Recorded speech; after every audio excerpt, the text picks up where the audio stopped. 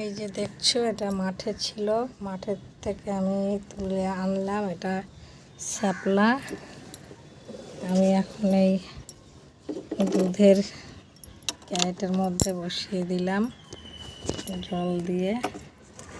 এটা নাকি ভীষণ ভালো, কিন্তু আমি তো জানি না, যারা খেয়েছে তারাই বলছে।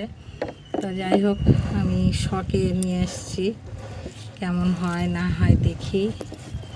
এটা জলের মধ্যে হবে বলছে সবাই, সেই হিসেবে এনেছি।